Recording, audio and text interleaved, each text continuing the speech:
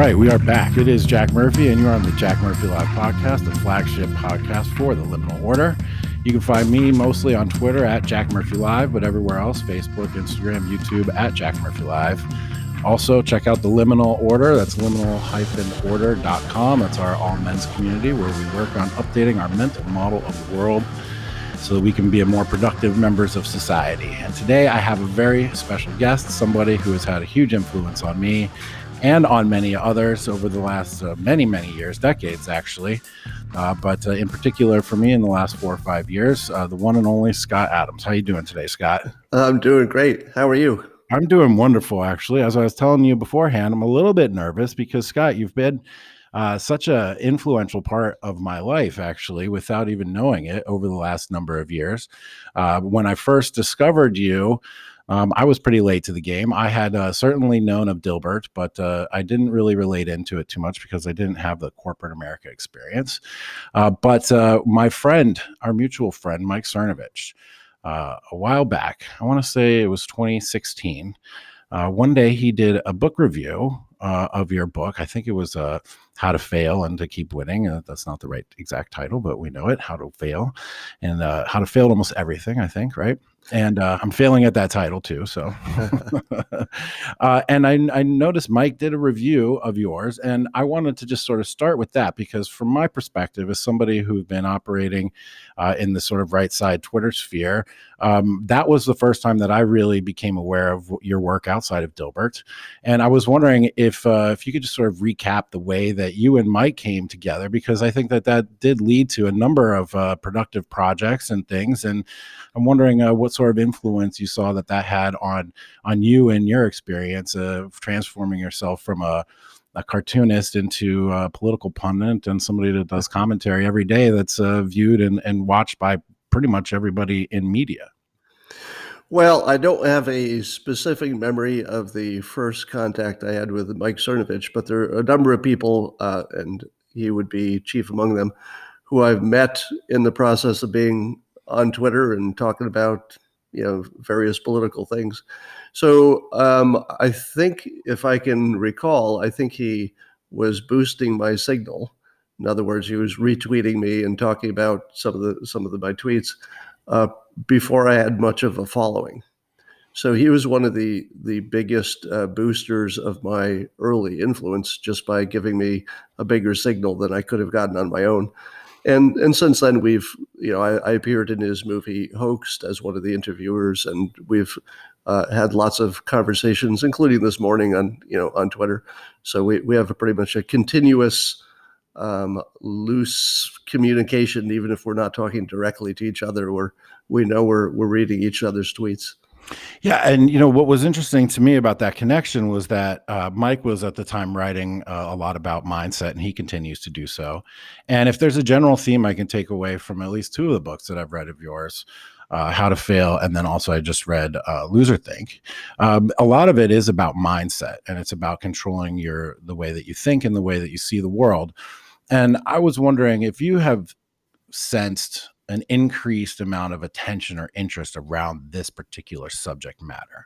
And if so, what may you attribute that to? And if not, tell me why I'm crazy. Well, I think part of it is that Mike's book, remind me, Guerrilla Mindset. Guerrilla Mindset. We're doing well with the titles today. I think he sold over 100,000 of those, and it's hugely influential. And then my book, How to Fail at Almost Everything and Still Win Big, had sort of compatible, related stuff. I didn't know it at the time, but they don't overlap so much as they are compatible, I would say. And my book sold, I'm not going to give you numbers, but sold a lot, sold plenty. And both of these ideas, the stuff Mike does and stuff I do, they're the kind of things that people have to experience by practice. In other words, if you first hear anything that we talk about, it's not as powerful until you observe it working. So it's the sort of thing you can try, and then if it works, you do more of it. And so a few years after my book, it's actually starting to crest in popularity years after it came out, because it takes a while for people to try this stuff and then report on it. And then other people say, what are you talking about? In fact, exactly like people are going to listen to us today. They're going to say, oh, that's the first time I've heard about those things. And so it takes a while for it to catch on. So do you think that your book and Mike's book in general sort of created a market for this? Because I was beginning to think that there was something going on with our society and our culture that makes this interesting to us right now, maybe identifies a need that we weren't aware of, or there's some sort of mixed up jumble in our brain, disconnect with reality, some sort of dissonance that is leading people towards an interest in figuring out how to control the way we think and control the way that we frame information so that it's more beneficial to us rather than negative. So do you think you're creating the market, and the market was there? Is there a societal need for this right now? Oh, it's probably a little of both. The market has to be ready for the message, or else it just dies on arrival. So the market was clearly ready. And then on top of that, I think Mike and I wrote books that are very, very accessible. The average person can breeze through them and get a lot out of them without a lot of work. So I think that's part of it. But the other thing that's happening on the larger societal level that may play into this is, I think it is more obvious than it has ever been that we live in subjective realities. And Trump, I don't want to talk a lot about Trump, but he's clearly the person who most exemplifies that. You can see what I call the two movies playing on one screen. The people are living in completely different realities. Some people are living in some kind of a horror movie in which everything's going to blow up any minute, and others of us are living in the golden age. It's never been better. And it's not just because it's better for some people and it's worse for others. It's really the same kind of people. They just happen to have different political views. Some see it as a tragedy and some see it as a comedy, but they can both survive and reproduce and work. So one of the things we're all learning at the same time, and it's what I write about, is that you're not seeing the world the way other people are. You're just not experiencing the same thing they are. And for all practical purposes, you live in your own subjective world. Now, that's independent of whether there is a truth below that.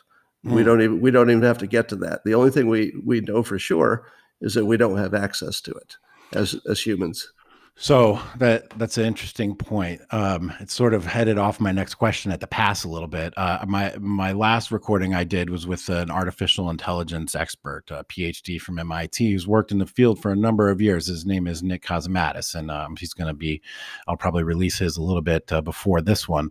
And I asked him a question about computers and their ability to perceive the world visually, and whether or not that was going to lead us to conclude that there was an actual concrete objective reality that we can point to and say, yeah, that rock is the rock, and that's all the things to it. And look, these computers from every different angle are seeing it the same way too. Would that, at the end of the day, sort of definitively show us that there is an objective reality? So that's my question to you on that subject. And then I guess you've already told me that it doesn't matter, but. Well, it might be true that all robots have the same subjective reality. I mean, I can see that because you'd program them, they'd act in a predictable way. But if you said, okay, now let's take my robot, my artificial intelligence, and have it talk to the two of us who disagree on the reality, it wouldn't work. Right. Even if you totally trusted that the robot was seeing things realistically, you'd still think this robot was broken if it disagreed with you. It's like, well, I see what you're saying, but I'm pretty sure this robot's defective because that's not what I'm seeing. Right. So people don't really easily change their minds about reality itself. But really, I'm talking about interpretations of reality, not the question of whether a rock is there or not there. We generally agree on whether a rock is there or not there. Right. How much do you think our perceptions of an objective reality and our own subjective reality then is influenced by our DNA and sort of a biological determinism? Because in your writing, I definitely get the sense that very explicitly say that the information that we absorb and the language that we use and the language that we're given help shape our own reality.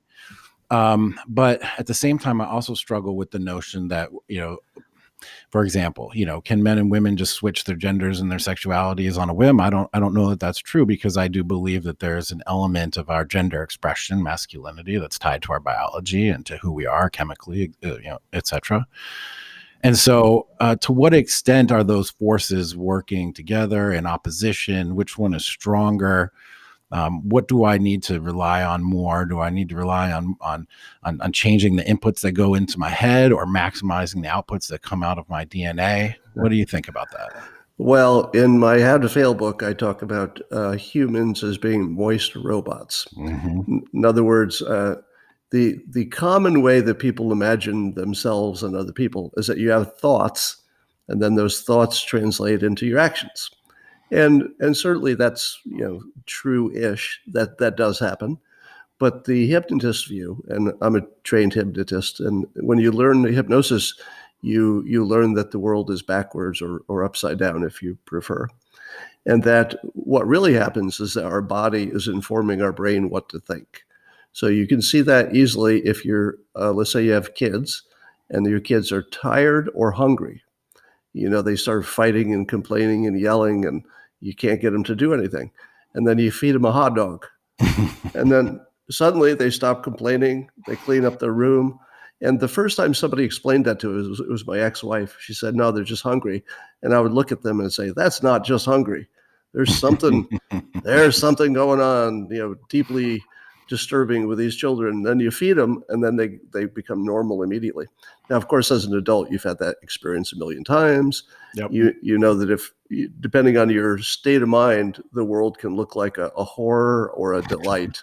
Yeah. And once you learn that if you get your body right, if you take care of your health, your stress especially, get to sleep, diet, exercise, if you get that stuff right, then your brain starts working the way you think it should have before.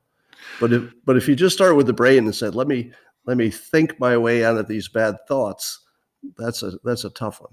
Yeah, interesting. So if you took two people who are watching the screen and seeing two different movies, and you feed them properly, train them properly, exercise them, give them enough sleep, make them as comfortable as possible, is that going to get them closer to the same movie, or are they still going to be seeing two different movies? If you can optimize yourself, you're still going to have those differences. Yeah, you're still going to have those differences. The only difference in that example you gave me is that the people watching the scary movie might be less scared.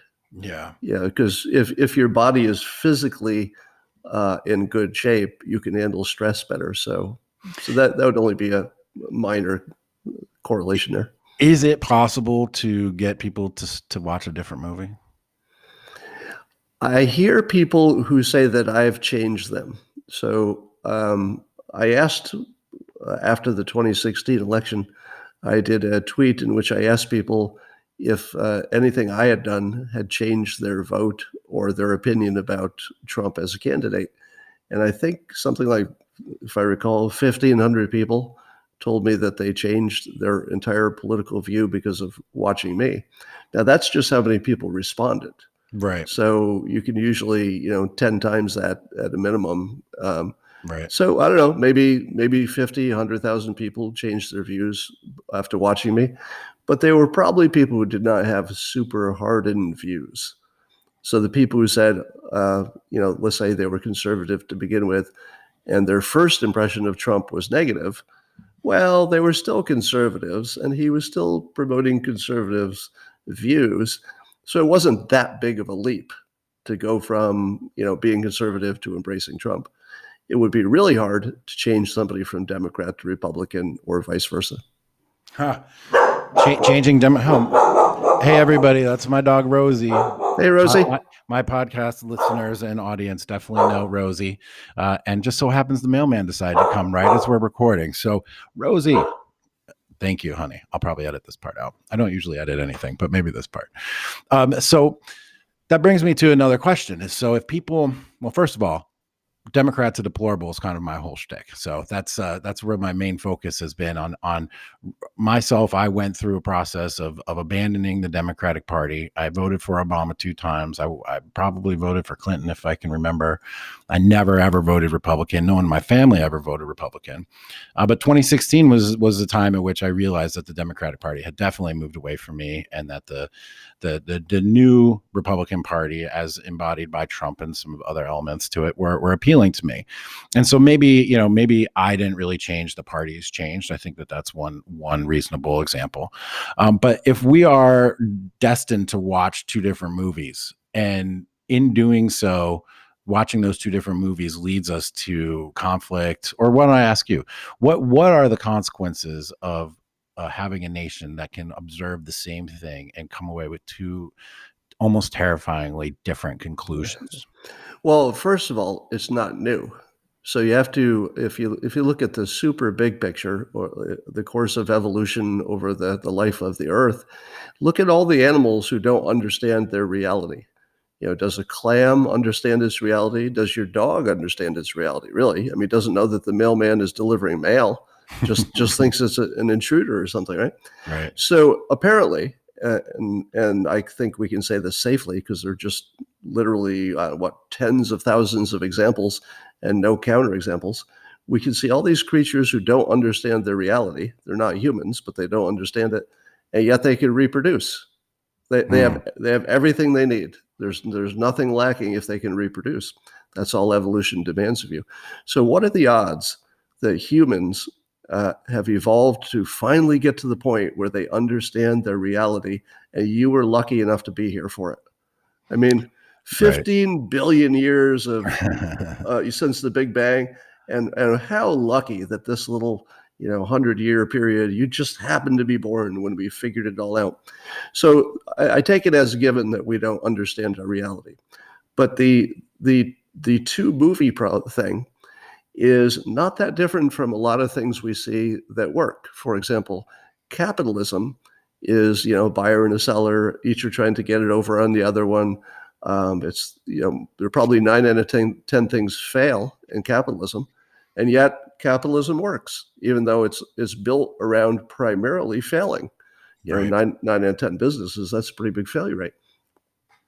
And if you look at voting and democracy, democratic systems, republic, etc., it's full of conflict and lying and fake news, and it seems like it's just this big cauldron of bile and evil.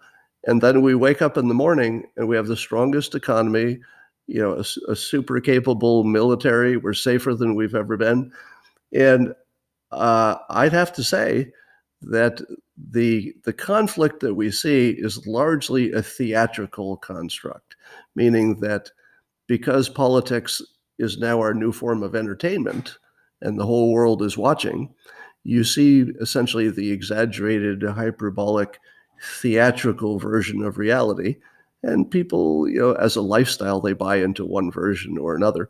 But there's something about the way the system is designed. Let's give all credit to the founders who came up with the Constitution, and we've tweaked it over time. But it somehow handles all of that conflict, all of that stupidity, all of that selfishness, all of that fake news, all of that lying, and produces the golden age. I mean, we're at a point where humans have never looked at a better situation than we're looking at right now. Absolutely. So apparently it's not a problem that needs to be solved, because the big picture is things improve basically every year. Yeah. That is a perspective, I think, that comes with age. When I have these conversations with my mother, I'm 44, so I'm not young, but when I have these questions with my mom, she always takes those like 10 steps back. And she's like, it's just been like that forever. And look where we are now. Everything's going to be just fine. Don't you worry about it. But then, you get focused on the minutia, and you experience, like, for example, I went to the Richmond Second Amendment gun rally on January 20th. And while I was there, everyone was super nice. There was a variety of different people, diverse groups of people were there. Everybody had their guns out. It was like 1/100th of rowdy as any NFL football game you've ever been to. And it was just like a really lovely, pleasant day. And then the news reports that came out of it were just like, look at all these racists with their guns. What if there were black people there with guns? What would happen then? Well, guess what? There were, and There were, yeah. they took pictures with them, and everybody was super cool and nice. And so I left that experience, which I've had a number of times, in my own personal life, being called a Nazi and getting fired for it, even though I wasn't, obviously. And each of these times, it still manages to cause this really severe I get incensed a little bit, really agitated, because I feel like this is something that needs to be resolved. We need to be able to see facts and things the same way so that we can come together, so we can Do be we? happy. But that's what that's what I'm saying. You're saying no. No, all evidence suggests that we don't need to agree on reality because we have, thousands of years of civilization in which we haven't. We got this far. I mean, we made it this far with all of those flaws, and it made no difference at all. Now, do you think perhaps these circumstances are different given the prevalence of social media and technology? Um, I read Hari's *Sapiens* book, and in there he talks about how our societies coalesced around shared imagined orders. And then I read a bunch of technologists and media specialists today that talk about how in the old days, we had a top-down information distribution system where Walter Cronkite would tell us all what to think and feel at night, and we were all unified and we had cohesion. Today, now, because of the liberation of communication via technology, we are not talking one to many, we're talking many to many, and therefore there's now a million different imagined orders, and now we don't share in those imagined orders in the way that we did, and therefore we're now seeing a breakdown in social cohesion. Do you Well, any weight to that? Well, I would modify that by saying that we have two dominant, at least political views. There's the left and the right. And I've always said that people don't form political opinions on their own. Opinions are assigned to them by the dominant media. Now, if you ask somebody, they'd say, well, it's my opinion. But here's the tell. It always matches their preferred news source, always. Mm-hmm. So, you could take almost any negative story about Trump and say, okay, let's just try to imagine that this had been reported as just the facts with no opinion layered on. What would you think about it?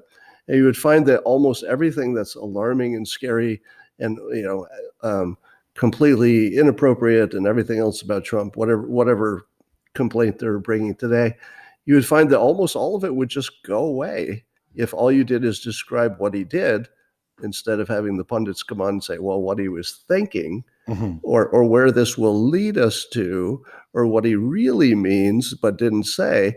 It's all that stuff that divides us. It's not what he actually does.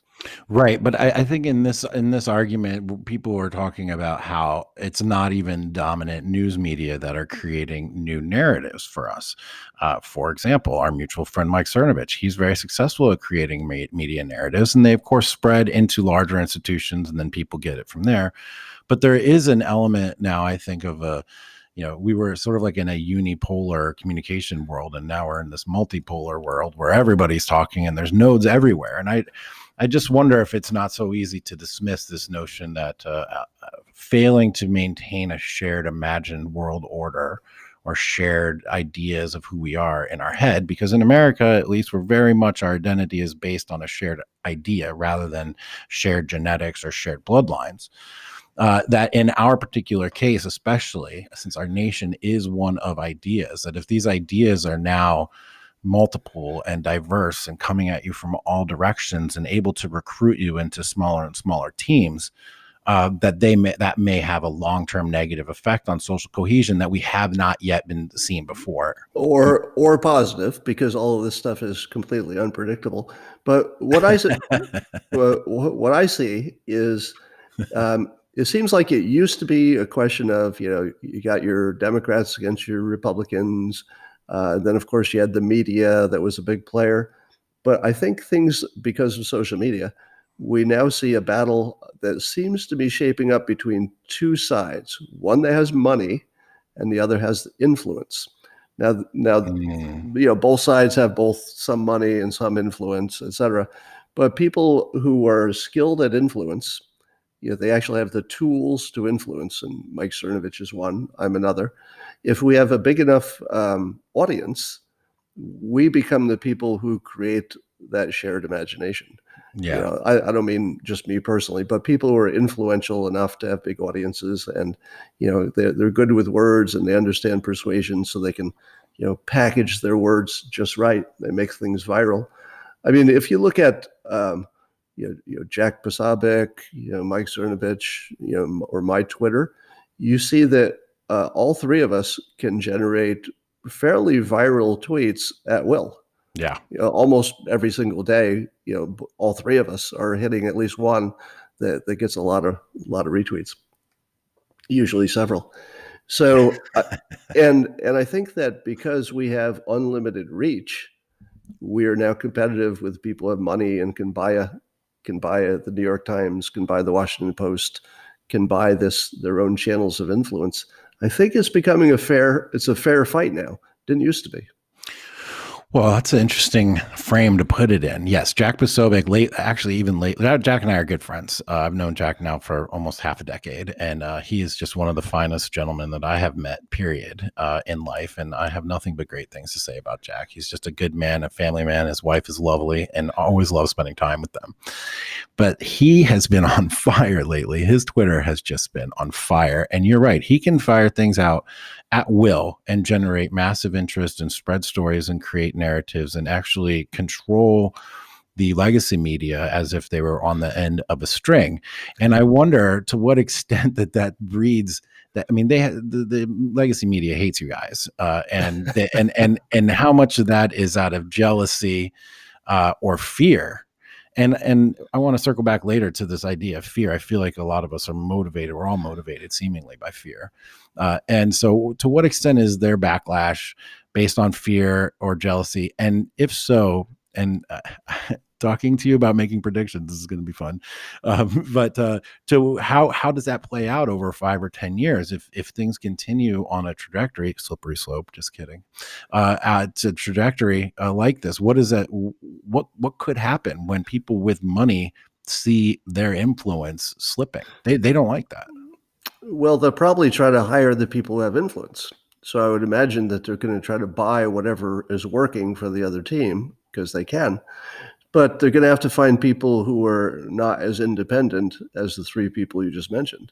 One of the things that gives me a superpower, if you will, and Cernovich as well, is that we're going to say things that we think are true, even if you don't like them. And we're not going to worry too much about what that does to our career. In my case, my career earnings went, down about 30 or 40% just by talking about Trump. I can't do speeches anymore. That was a huge part of my revenue. I can't do licensing anymore. It would be impossible to do a Dilbert movie if I tried to do that today, because there'd be too many people who would say, "Hey, that guy said something good about Trump that one time." Right. Now, I've also said lots of criticisms, but they don't remember that. They don't care to. Yeah. They'll only see me as a team. So it's expensive, and the only people who can do it are the people who work for themselves or find some way to monetize the danger. Right. And if you can monetize the danger, which I have learned to some degree, given my experience with the doxing. I mean, I don't know to the extent that but I was totally doxed. I had a pen name, totally doxed by Antifa, called me a Nazi, got me fired from my job, banned from coaching Little League, basically stripped away my entire life and identity, my whole resume, grad school, career, everything up in smoke, total ashes. You said your revenue went down some, mine went to completely zero. And I had to sort of jujitsu it all into something productive. And I have been able to do that. But not the people who are going to be best at that game aren't going to sell out. So I wonder to what extent if you're all or the independent sort of pirate outlaw in the Bronze Age pervert lingo continues to gather strength. Power plays, that's basically what history is all about, right? Big power plays and struggle for power. I wonder how it plays out 5 to 10 years. It'll be interesting to see. Well, there's, like I said, there's a new player. In the past, you could be a really influential person, but if you didn't have a platform, nobody cared because you couldn't get your message out. Or in the past, you might have a big platform, but you didn't know the skill of persuasion. You didn't know it was something you could actually learn and get better at. But now you got both. Yeah. So it's almost like a warlord situation Yeah. where people are bringing, 1 million people with them on whatever ride they want to take them. And if they're good at giving rides, that number is going to grow. Yeah. Fascinating. Yeah. A warlord is a very interesting language to use. Bronze Age Pervert uses like outlaws and pirates. And he uses imagery of, like marauding pirates, traveling the globe and taking over things. And it's all imagery. It's not meant But to be literal. I like mine better because the warlord assumes that it's one person who's collected an army. Yeah. And that's what social media is more like, these small armies of people who have like thoughts. Did you read? There was an article that went around called "The Internet of Beefs." Did you happen to read that? That was very popular recently. No, No. it was very, very high quality, very well done. It made the rounds, and it basically described that we there's like sort of knights crests, and people rally around the knight, and it's basically the internet is just an arena for conflict, and then the people who follow and the audience is, they pick up the banner of the person that they support, and they sort of follow them all around the internet, supporting them and going on the ride as you described it. And what's interesting to me is you don't need to have 1 million people following you in order to have actual real world influence. I have 30,000 people, which is nothing, but more importantly, we have 150 guys in the liminal order, which is our sort of private community. And it's there where the real influence is happening and real impact is happening, because those guys are actually changing their lives and taking steps and measures that impact themselves and their families and their communities. And that to me is sort of the way that you build sort of a long-term response to whatever cultural problems you may see out there. But it is going to be interesting to see what happens. An environment full of warlords isn't a steady state, right? Like that doesn't last forever. Or is it? Because, like I said in my earlier examples, capitalism is a bunch of robber barons and selfish people and jerks and crooks and liars and just the worst people in the world. But if your system is built right, it produces gold. So I don't know that having all these warlords with different idea sets, I don't know that that's bad, because good ideas tend to win. Yeah. Now, if I'm calling myself a warlord in this context, I don't mean it the bad way, because I wake up every day. I already made my money. I'm trying to contribute something to society, and I work very hard at making sure that what I do has a real world, individual and collective benefit. And as we talked earlier, a lot of my ideas have bubbled up and become part of society. The idea of talent stacks, the idea of systems being better than goals, those have always existed in some form, but by capturing them in a really digestible, approachable, accessible form, I was able to popularize them in a way that maybe somebody who didn't have persuasion and writing skills could not have. So those are two examples of ideas that go, they leave me, and then they're fighting in the world of ideas. And if they win, it's because they deserved it. Yeah. Well, those two ideas in particular really had an influence on me. And it makes the talent stacking in particular makes the sort of innate desire I have to keep learning things seem more productive than it may have been before. And it also makes learning things which seem to be inconsequential or manual or slightly technical or detailed, makes them all seem much more important too, because the more you continue to add, as to the stack, the more opportunities you have. Like, for example, for me, I feel like I'm rising out of the din of people on social media because I actually have a background that involves economics and finance and public policy, and I've run companies and I've developed real estate and I've written books and I've done podcasts. You just start to add them all up together, and then you have a unique perspective that other people don't have. Like, I can't tell you the number of times I've had to engage. When I worked in public policy, I ran charter schools. So I ran charter schools for 10 years as executive director. But I came to it from a real estate perspective and entrepreneurial background. I just cannot tell you the number of times that I would be sitting there talking to people who are running multi-million dollar organizations that have absolutely no idea how to run multi-million dollar organizations, because all they ever did was work in education. All they ever did was work in education. They just moved up working in education, and all of a sudden they're trying to run these businesses and they really can't. But the talent stack made it something a little bit more concrete for me. And it's also something that I know a lot of guys are really grabbing onto and just continuing to enhance and further sort of the being an autodidact and teaching yourself and expanding your capabilities. And eventually they all just line up and cross up into something that becomes unique. And in this world and in this information environment, being unique is key. And also key is getting discovered. I was having this conversation the other day, and people ask me all the time, how can I get to where you are, or how can I write, or how can I do this? And I tell them, like, being discovered is the hardest part. Everybody has a platform now. But you can even have great content, but getting discovered is very difficult. And I explained, my idea was you have to be sort of high variance in order to get discovered. What do you think about that? What advice would you give to somebody who's got talent and a platform, but nobody's listening? Well, I'm gonna give you an opposing viewpoint here. So, all right. Yes. I once asked a table full of high-end publishers and editors, some of the best in New York City, the high-end publishing company, and I asked this question of all the people there. Collectively, they probably had, I don't know, several hundreds of years of experience publishing, and I said, do there exist great writers who can't get published? And every one of them said at the same time, no, doesn't exist.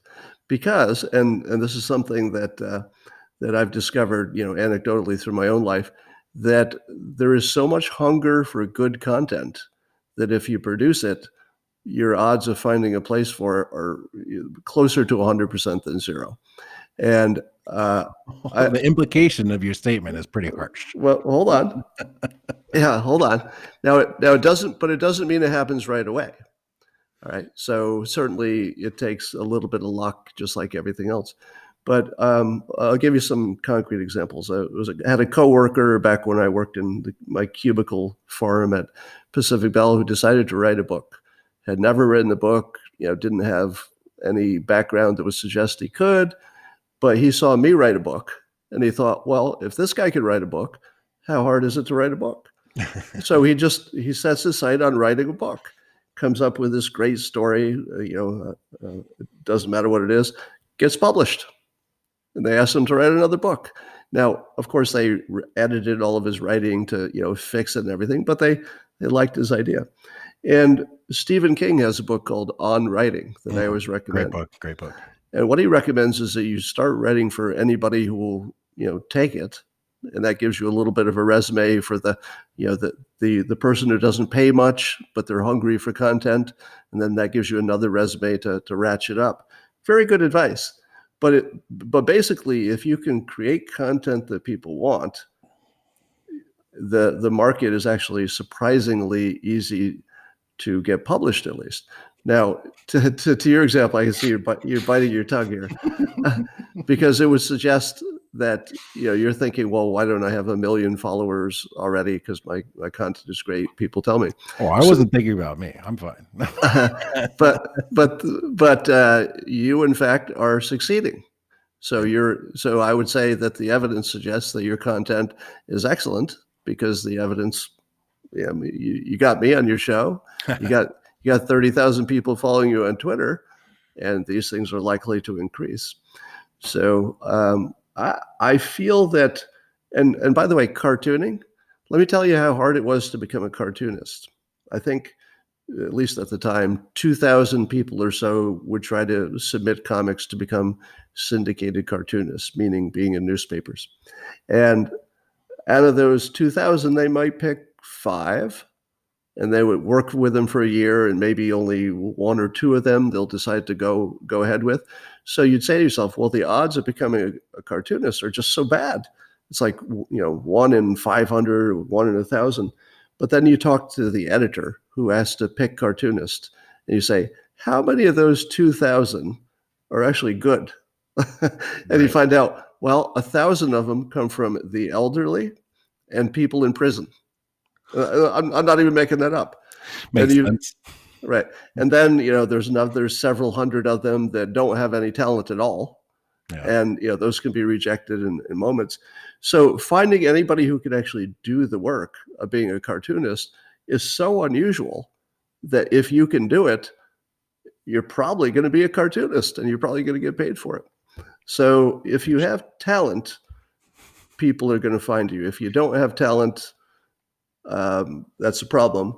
But but if you do have talent, you're still going to have to put yourself out there. Right. You're going to have to get noticed. Right. Okay. So my discoverability notion is a little bit still in play, but you're saying that talent will rise, and if you're consistent and you take what I think you wrote about, you called them micro steps, that you will then be able to stack up some success. And I think that I have found that to be true too. When I first started out, nobody was listening. Nobody, not anybody. I would write a blog post and I'd be happy if I got 25 views on it. Right. And I didn't even know how many of those were just, bots or crawlers or whatever. And now I can be pretty sure that like thousands of people are going to see it, and thousands of people buy the book and come see me speak and whatever. So it's very interesting to see it all happen. And I love to see your description of the system, which you also just referenced with Stephen King, in micro steps. And so that's something that I try to get my guys to do. And I know there's a lot of people in sort of the self-help Twitter world that will say and hammer you over the head is just get started, right? Just get started, make some mistakes. I think I just read in your book that, you do it, you make mistakes, you get the most valuable feedback you're going to get. People will tell you exactly what's wrong with it. The biggest difference between a professional writer who's getting paid for their work and someone who wants to be a professional writer is that the professional writer who does get paid wrote stuff. That's the biggest difference. Yeah. I can't tell you how many people want to be an author, but they don't write anything. Right. If you're not writing anything, you're not really moving in that direction. Right. Right. Yeah. And so in a realistic world today, I mean, if you want to be a writer, you could start, obviously you start your own blog. You could then submit. There's a million websites that are looking for content, probably free at that point, at that point. And you're right. You just keep building it over time. So, but there's one other element right. Time is that other element there. How would you suggest people, find the strength or the stamina to keep going until that moment, that to turn those 10 years into an overnight success, as it were? Well, a couple of things. And I would agree with Stephen King here. I think he recommends that you keep your day job while you're doing this other thing. So you don't want to be starving while you're getting your other thing off the ground. But one of the things I discovered that seems to be just a universal truth is that things which will eventually work, whether it's a product or you're writing or something, things that will eventually work right away. And they work in a terrible form. And I'll give you some examples. Do you remember the first cell phones? They were like this big brick and it dropped your calls and it was expensive. Basically, everything that could be wrong with the product was wrong with the first cell phones. But people wanted them faster than they could be built. So that told you that was going to be huge. The first computers were just a mess. They were crashing. They were slow. They needed floppy disks. But everybody wanted them. And you could tell that wasn't going to stop. So, and Dilbert too, when Dilbert was first published, even though it was a failure for the first several years because it didn't grow an audience, the audience that it did get were just over the moon. So it had a very intense cult following, which I said, aha, you don't get that unless there's something there. Right. So I still had to improve my talent to take it to the next level. I was very bad when I first started because I didn't have practice being a cartoonist. But once I had done it for a while, I just ratcheted up the quality and eventually it caught on. I mean, it takes a little luck and you have to hang around a while, but people found me. Yeah, I guess if the moment for me where I realized that I could actually make something of the writing is when people that didn't know me, who weren't my mom and weren't my girlfriend and weren't my friends, were like, "Oh, I read this is really good." I'm like, "Oh man," somebody who had Yeah, no invested interest right. in their opinion, and it wasn't going to impact me in any way, or at least their opinion wasn't going to impact them, came out with something positive. And that, for somebody that's in a wanting to develop a creative career and to move forward, that those little pieces, those little pieces of gold, you really got to hang on to them. It's like a little fleck, and you just hang on to it in your palm of your hand, and you get one more Yeah. fleck, and you add it up, and before you know it, things start taking off. And I think that's sort of where I am right now. I've finally accepted, because I have issues like a lot of people where you just can't even believe good things that are happening. Like it's so much easier to believe the bad things that are happening to you than the good things. Uh, But I finally come to the point, I think now, where I feel confident that I can put out good content and people are into it. But in your case, you said that Dilbert was a failure for the first couple of years. Now, that's an interesting statement because I think a lot of people would say, oh, it was a syndicated cartoon. That sounds like success. You're getting paid, right? You're getting paid probably every time it gets published. And to a lot of people, that screams success. But to you, that said failure. How was that failure? so I don't know the exact number, but something like 4 out of 5 comics that get launched don't ever pick up an audience, and then they just slowly go away and get canceled. So I was in fewer than 100 newspapers, and they weren't the big ones. The big ones pay more than the small ones. So it wasn't enough to earn a living. I had to keep my day job, and it wasn't growing. So the sales team, they will sell it when it's new, but if it doesn't sell on its own after that, they just move on to the next thing to try to get a hit, because it's sort of about hits, right? It's not about the average cartoon. So once my cycle had ended and they weren't selling it actively, and it was just the number of newspapers that were just canceling and nobody was buying, I looked for something to get attention, and I started putting my email address in the panel of the strip. Thousands of people would write to me every day because they didn't Wow. have, and they would say, "We like it when Dilbert's in the office doing work stuff. We don't like it when he's at home." And at the time, he was always at home and only rarely in the office. So I said, "Well, my background is not art. My background is economics and business school. And I just heard thousands of my customers ask for the same thing. All right. If you could have a better indicator of something that's going to work, it's all of your customers spontaneously ask for an identical thing. And then, so because I'm not an artist, so I don't have the Are you artistic. sure? Are you sure you can still say that, Scott? Come on. Well, not in the sense of artistic integrity, meaning that I look at my work as, I guess I degrade the quality of my own work to say it's not special, it's a product. People like my product or they don't like my product, but it's just a product. It's not like some amazing part of my body or something. So, I just took the business person's approach and said, well, if that's what they want, I'll make it a business cartoon. And that immediately allowed people to talk about it as the business cartoon. It became the face of downsizing in the 90s. It became the face of the .com thing. Right. So just lots of things happened after that one change. So that brings me to another question. To knowing that you are an expert in persuasion, you know how to use words and ideas and concepts to your advantage, and you just explained that your art, I'm joking, has no integrity, but it's a product responding to a specific market demand. To what extent are all of those forces at play with your Twitter persona and your Periscope persona? Is that an authentic expression of your artistic self, or are you meeting a market demand? Oh, I love that question. It's so rare to get it like a question you've never heard before when you have my career. Um, I would say that everybody crafts their personality for the medium. So if I'm writing a blog post, I'm a slightly different person than when I'm giving a live Periscope.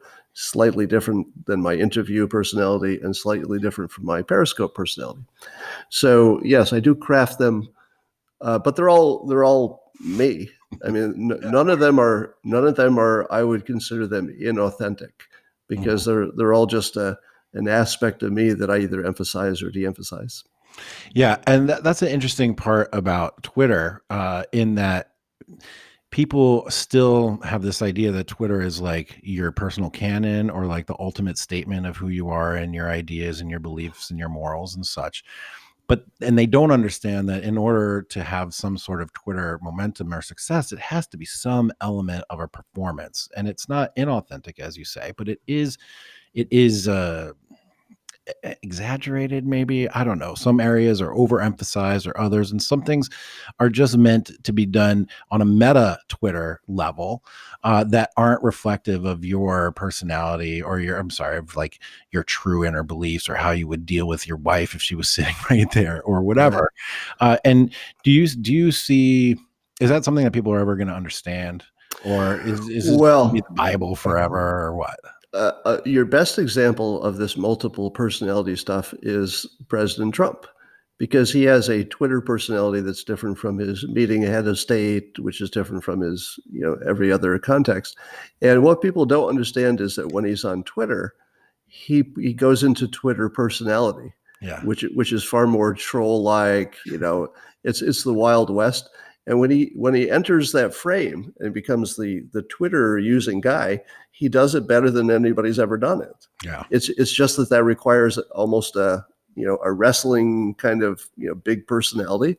And then when he's in a different context and he has to meet President Xi or something, he just goes into a different mode. And people look at the tweets and they say, hey, the guy who sent that tweet, we don't want him meeting with a world leader because look at that craziness. And they still haven't gotten that he can easily shift from, he shifts his modes. He just shifts into whatever mode the situation requires. Yeah, I think code switching is another way of saying that. It's a little bit more specific to linguistics and just your overall communication style.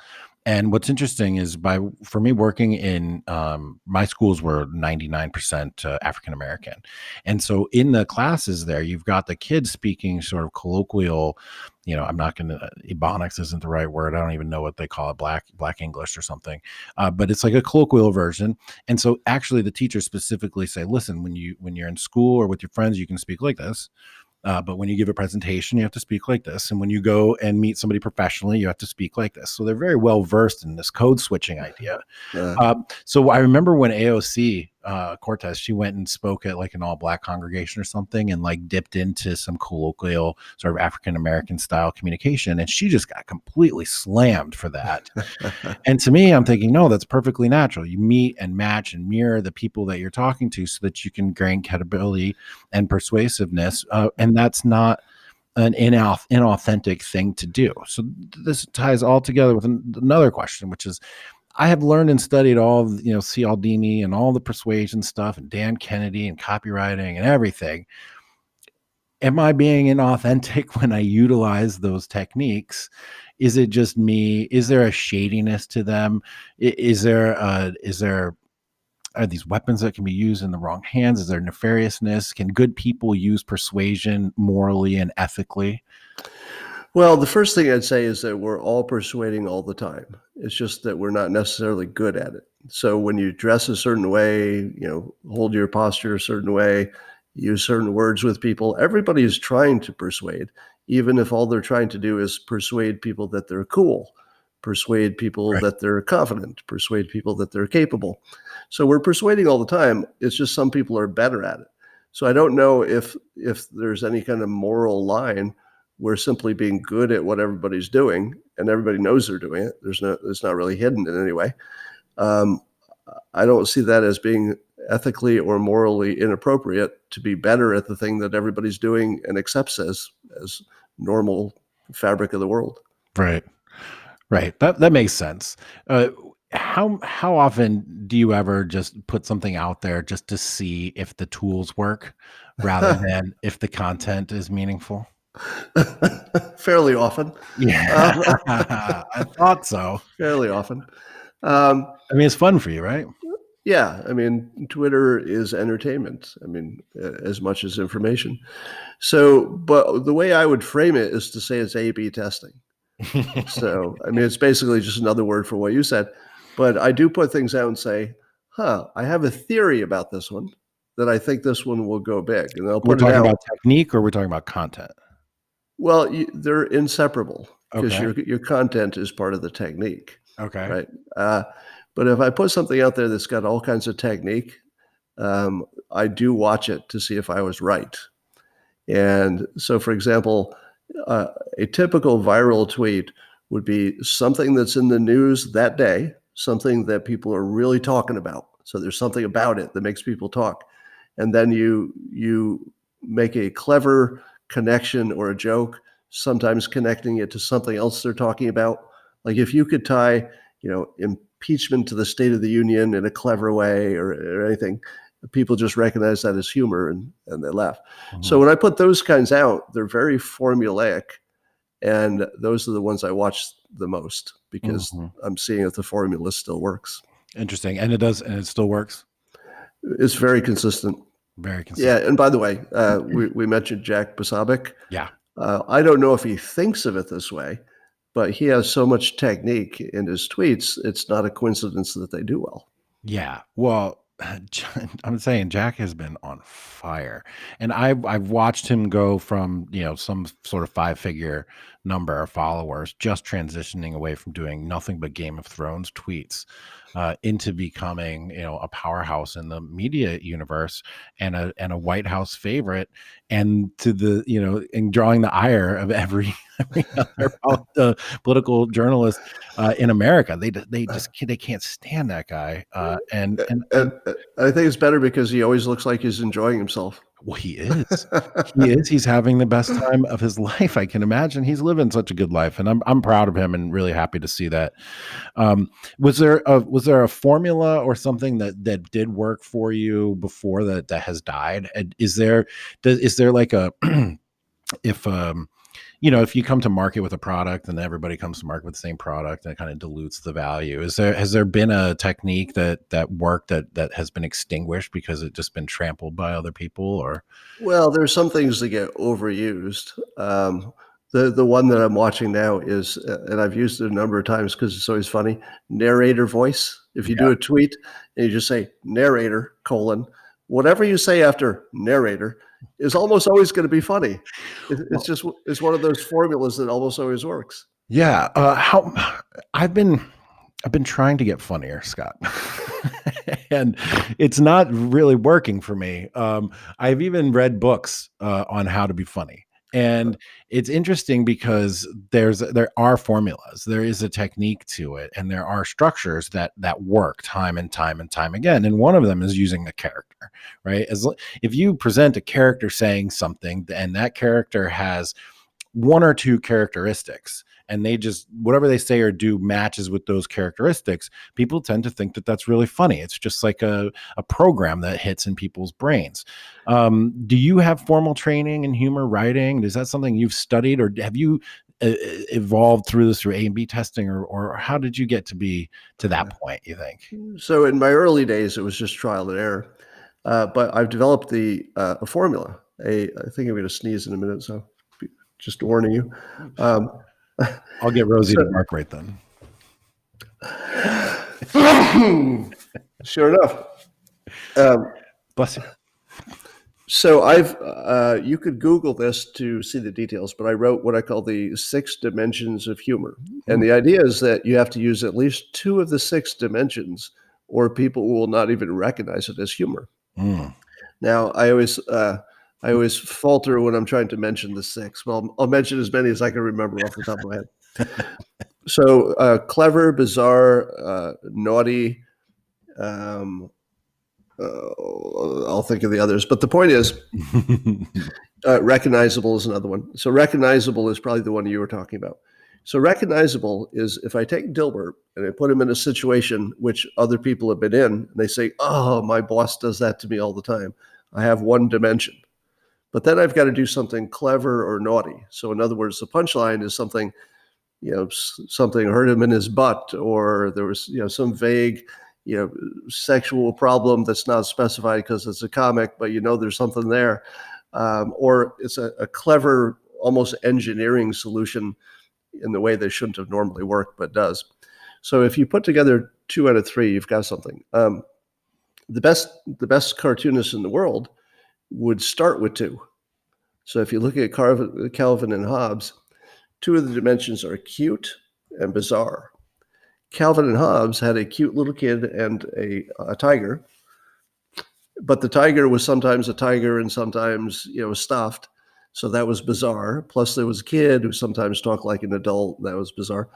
So Watterson would start with 2 dimensions before he even wrote a joke. So it's not a coincidence that he had the most, probably the best, most people would say, comic of all time. And the Far Side had the same advantage. People. I did a little tweets that I'm going to talk to Scott. Any questions for him? And one of the questions that came up the most was, have you ever met Watterson? No, he's famous as a recluse, and neither of us have ever made an attempt to meet the other. Got it. I have this thing. My kids, they tell me, "Oh, I send memes back and forth. We have this whole collection of memes. All we do all day is send each other memes. Now, I understand memes to be an idea, but it seems to me memes is being changed for the word comic now. They're like one panel comics. Is there a relationship there, or am I missing that? Well, the memes usually have a message. Yeah. Whereas comics sometimes are just trying to be funny. I think the meme usually has a utility or a function. So you're trying to mock somebody you don't like, to reduce their power. So there's always something you're trying to accomplish with a meme, that a comic is just entertainment. Interesting. Are the most interesting and entertaining comics ones that do have a message in them, though, like something, or no? Well, it depends. In Dilbert comics, the message that's sort of embedded in a lot of it is that management is silly and people are irrational, and we do things for the wrong reasons. We don't know why we're doing it. But that's not so much a social message. Yeah. If you tried to be too preachy in a comic, I don't think it would work. So you bring it, the subtext is really important in humor, right? It's the message that gets transmitted that's not overt in the messaging. Do you think about subtext when you're crafting your tweets and such, or do you just sort of, you have like, I imagine you're just so experienced now that you can just fire them off and the subtext comes out on its own? Or do you have a system or a process for that? Do you ever think subtext first and then how do I express that? Or I've done it in every direction, but the most common direction, that's 95% of the time, I would say, is that I start with a situation. So something happens. Usually it's something in the real world that could happen to somebody. So I get one dimension. So I want to nail the first dimension, is like, oh yeah, that happened to me. Then the second dimension could be anything. Right. And if I could add a third dimension, then it's going to be a home run. So it's usually I just build it up from situation, what layer is automatic, and then what layer can I add to it. Yeah, it's fascinating to me how there is an actual system to being funny. You go to watch a comedian do stand-up, and because the good ones are so good at it, it feels like, also when you're reading a book, it feels like they're just sitting there talking to you, they're just riffing. But really it's such an asymmetric experience, right? I read your book, and frankly, I find your writing to just be so accessible and so clear. It's fantastic. And it's not caught up in trying to sound fancy or anything, which in and of itself is a fanciness that most people can't grasp. Clarity is very difficult. But it's such an asymmetric experience. Your book was written in a draft and an outline, and then a draft, and then a draft, and another draft, and it was edited and revised, and da. And for every paragraph, there's 50 paragraphs that went before it. But when you're reading it, it's like just an instantaneous flow. Have you ever reflected upon that? And is there any sort of relevance in sort of the way, I don't really know where I'm going with this, other just to make this observation, is that the best sort of writing and communication seems simple and clear, but yet there's like an army of work that went behind it. It's a very interesting relationship between creator and consumer. very asymmetric in its the effort that you have to put in. So one of the reasons that I added persuasion to my talent stack is that as a writer, it makes all of your writing more accessible. So learning to write simple, direct sentences is really about understanding how the brain works. And the cleanest example of that is if I said you have a choice of these two sentences you're gonna write about, and the first one is the ball was hit by the boy, and then the second sentence, which means exactly the same thing, Yeah. the boy hit the ball. Yeah. Now, if I say to a non-writer which of those is the right way, they might say, well, I've heard that a direct sentence is better, but basically they say the same thing. So I'd say they're about equal.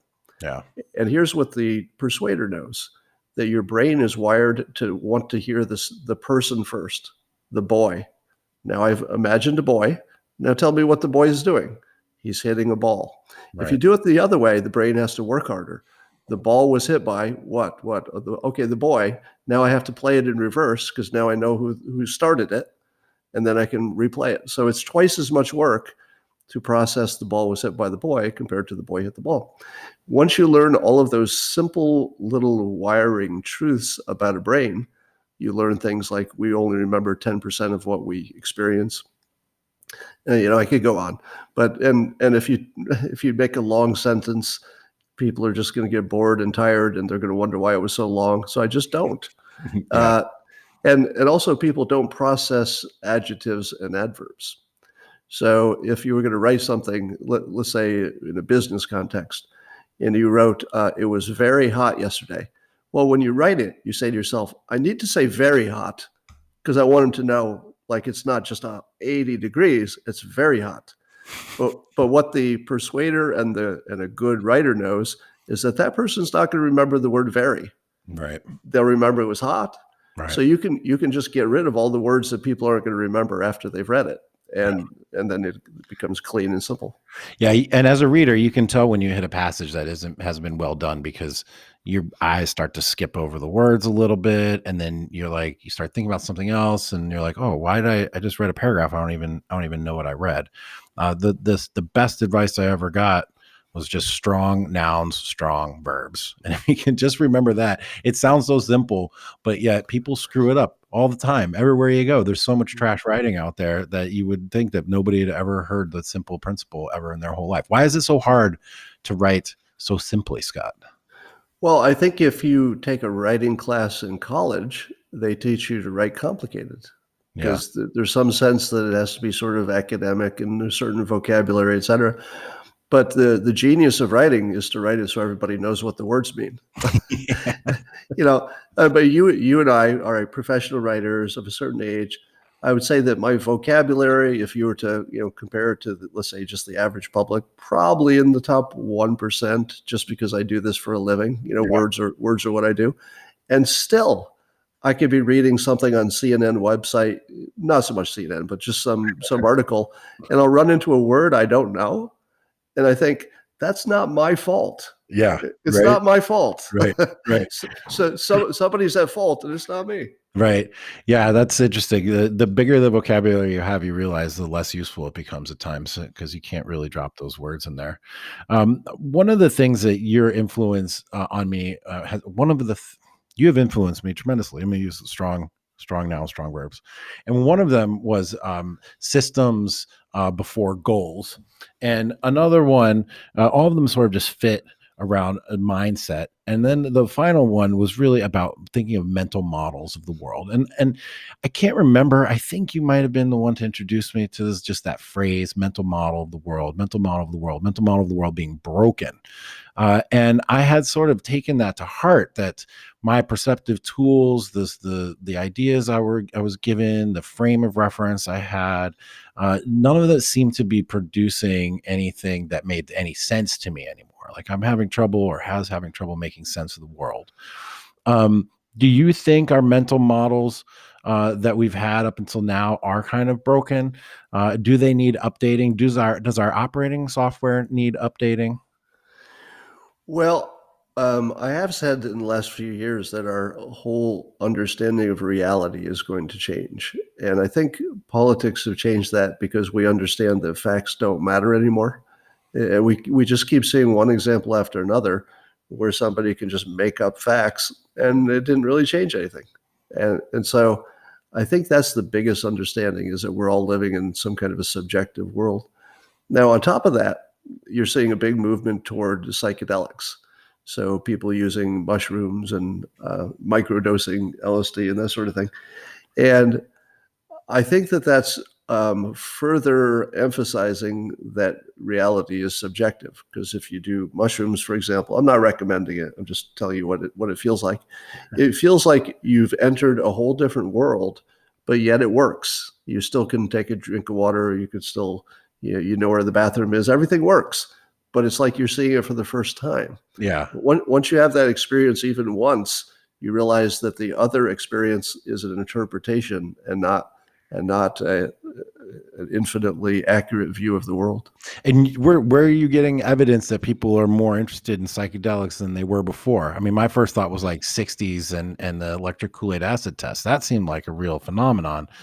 Is this just like among your friends out there on the West Coast? Out here in DC, I don't hear anybody talking about that really. Yeah, in Silicon Valley, probably everybody beyond a certain level of success has done some kind of psychedelics, and it probably does them on a regular basis. It's as common as drinking, probably, and Wow. so it might be different here. But what I was talking about actually was the medical therapeutic uses, Sure. because there are people who are experiencing breaking, alcohol and opioid addictions after one dose. Oh, like low dose of like psilocybin or of LSD or something? Yeah, and several of those psychedelics have the same therapeutic value, apparently. So you're seeing, the laws are loosening up in some places. You're seeing more talk of legalizing, more talk of testing, more studies coming out. I would say in 5 years, here's my prediction. In 5 years, the most common treatment for alcoholism and addiction will be a psychedelic. In 5 years. That's interesting. I have a lot of personal experience with psychedelics. I've experimented with mushrooms and MDMA, especially back in the 90s for sure. And I will say, without any doubt, my experience with MDMA or ecstasy or Molly or whatever the kids are calling it these days completely transformed my ideas of reality and enhanced my senses of empathy, made me feel connected to other people in a way that I hadn't ordinarily. And interestingly enough, it was those experiences that really solidified me to think I was on the left, to think that I was liberal and loved everybody and became much more accepting of everyone. And of just a variety of experiences. Of course, we're hanging out with people from the fringes at that time of society. So it was sort of like a twilight space of culture, like the right before sunset and that weird glow. And it was just I would highly recommend it, but I don't really recommend it. I can't recommend you do drugs on this podcast, but it was hugely influential on me.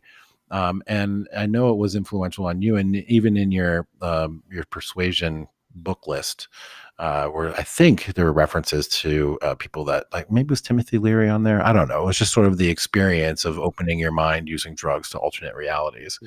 Would you prescribe? No, you're not going to prescribe. Do you think that those types of experiences are essential to understanding just sort of the environment that we live in and just the experience that we're having in this universe? Well, almost everybody who goes through these experiences says the same thing, which is, okay, I'm forever different. Yeah. That's not like having a drink. You can get pretty drunk and you're the same person after you're sober, but you do hallucinogen. You do a hallucinogen once and your whole worldview will change and it won't go back. So that's the big difference. Yeah, that's interesting. I doubt that our nation, or maybe will ever have widely accepted this notion that everybody needs to take a trip in order to come together. Yeah, and let me just for the purpose of safety, Yes. there's nothing I've mentioned that I think is a good idea without medical supervision. Because Yeah. if you have some underlying mental issues or you're on other kinds of drugs, it's some dangerous stuff. So don't do this lightly. But I think the medical world will embrace this within 5 years. We've done a little bit over an hour here, and I have a few more questions, and one of them is, I appreciate you coming on the podcast. My question to you is why did you, and not me in particular, But why are you so accessible to people who are looking to interview you, alternate media like this? What is it about? How does that fit into your game plan, Scott? Well, of course, I always have a book out that I'm promoting. So the latest is LOSERTHINK. And I decided that after seeing lots of regular media hits, and then I'll watch, what happens to the book sales. And then you go on James Altucher, and Right. then, Right. it explodes. Yeah. And, he's just one example. But podcasts are the new most legitimate way for an author to get known, because those 2-minute hits on CNN or Fox News don't tell you anything. They just put your face out there. Yeah, interesting. Well, I can appreciate that, but it's also just for me personally. I've been doing other people's podcasts now because I find I just need practice at talking, and I just like enjoy actually talking to people. I always leave these conversations feeling more energetic than beforehand. I gotta say, Scott, I was a little nervous before this one. That's not good persuasion, but I was a little nervous, and I used one of your tricks to calm me down a little bit. But I was very excited at this opportunity to sit down with you because truly, for my world changed dramatically 2015 onwards after I got onto Twitter. I mean, my friend Mike and I have been friends since 5 years before he even got on Twitter. Like I was in Mike's wedding. Like I've known him way before any of this stuff happened. So I followed him onto Twitter, and I didn't know what the hell I was getting into or what was going to happen to my life. But like my life is completely, totally 100% different than it was then. Completely new professional career, completely new social life, completely new perspective on the world. And you were definitely a part of that, and your books have been a part of that. And I just want to say thank you, first of all, for putting some great ideas into my head and for sort of leading the way in this new medium, and being like a real sort of torchbearer for this new system of communication, which is still, even though it feels like it's been around for a little bit, it's still like totally in its infancy. This new way of us communicating is just brand new, and in a historical sense, it's all just began immediately right now. We don't even know where it's going to go or what it's going to do, and you're effectively a pioneer. So it's been fun to watch, and I really appreciate that. On this journey for you, what has been the highlight of becoming a social media star, and what was the low? And if you knew then what you know now, would you have still done it? The answer is yes. I would still do it. I would say the low points are any day that there's some scurrilous rumor about me, and the paid trolls come in by the thousands and make my life miserable for a while. Yeah. And mostly it's just inconvenient. I don't like taking all the time to block them all, and so it's just taking my time. But for some reason, most of the professional trolls have left me alone for the last month, and I don't know why. But they all just disappeared, which also tells you they're organized. They are organized. If Right. anybody's listening to this who doesn't know, both sides, left and right, have organized troll armies. You don't always know who's controlling them, but you know when they arrive because Yeah. they all say the same thing and they arrive at the same time. So those are all bad days. The best day by far, and I think Twitter had a lot to do with it, was getting invited to the Oval Office to chat with the president, just because he was working his supporters basically, and that was by far, I think, will be my coolest life experience. Yeah. Just just going there, being in the Oval Office, talking to the president of the United States about whatever we wanted to talk about for about half an hour. Uh, I'm never going to be able to match that as an experience. Yeah. Wow. Half an hour, man. That's pretty good. It wasn't just a handshake in the line or whatever. That's awesome. That's awesome. Well, congratulations on that. Congratulations on your success. The latest book is Loser Think. What were the last couple? Was Win Bigly was one before that, right? And the one Right. before that was How to Fail at Almost Everything If I had failed almost everything and still win big. and Still Win Big. All of which have a certain self-help element to them. And I wonder, Scott, the inside of you, there's somebody that wants to help people, isn't that right? Yeah, primarily. I often describe the perfect life arc as being born as a baby and you're perfectly selfish because you can't do anything for yourself anyway. Then you get a little older, maybe you can help out around the house. By the time you're an adult and a parent, you're probably doing more for your kids and your job and your spouse than you are for yourself. And by the time you die, if you've done everything right, your last moment, as the life is extinguished from your body, you literally give up everything you've accumulated. You just give it all up. So your last moment of life, and as you transition, is the ultimate unselfish act. You give away everything, Yeah. and ideally you've left good ideas and influence and advice. So I thought, well, I'm an author. Why don't I put this in a book, and I will boost my signal. And I thought I had things to say, but you don't really know until the book's out there and people respond to it. And after I wrote How to Fail, I mean, it was just wildly successful. And people still talk to me every day. People say, I lost 80 pounds. I got off of drugs. I got a job. I got a promotion based on stuff from the book. So that kind of encourages you to do more, because, monetarily, it doesn't make that much difference to me these days. But having that influence and seeing people's lives improve, I mean, that's a really big payback. I mean, that is deeply, deeply satisfying.